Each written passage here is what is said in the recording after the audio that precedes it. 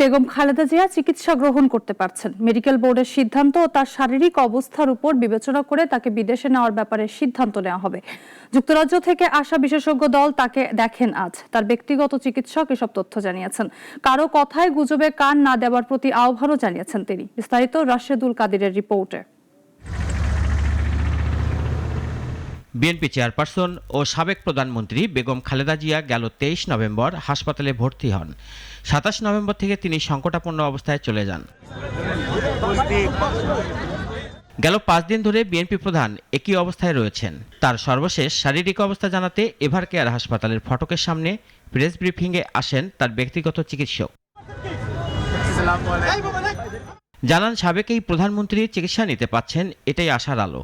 তিনি দেশবাসীর কাছে দোয়া চান। ওনাকে গত 27 তারিখ থেকে সিসিউতে উনি চিকিৎসাধীন আছেন।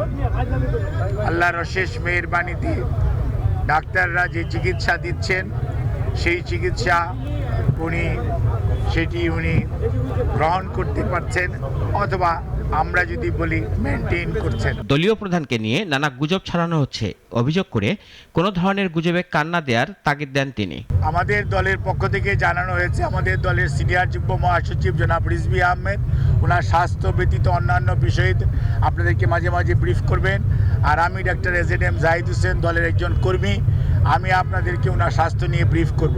এর বাইরে আপনারা অন্য কারো ব্রিফিংয়ের প্রতি কোনো ধরনের কান না দেওয়ার জন্য দল আপনাদেরকে অনুরোধ করেছে। বিদেশি বিশেষজ্ঞরা বিএনপি নেত্রীকে দেখছেন জানিয়ে তার ব্যক্তিগত চিকিৎসক জানান, তাকে বিদেশে নেবার জন্য দল প্রস্তুত।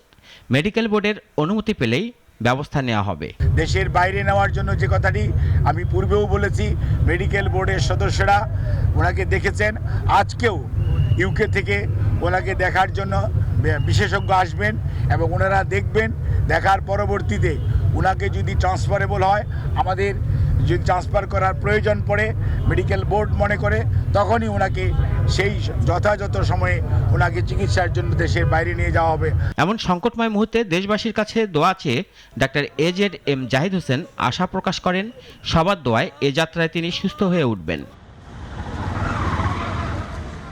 এদিকে প্রিয় নেত্রীর অসুস্থতার খবর জানতে আজও হাসপাতালে দলীয় নেতাকর্মীদের ভিড় দেখা যায়।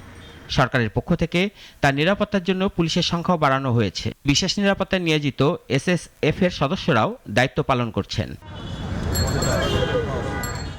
রাশেদুল কাদির, নাগরিক, ঢাকা।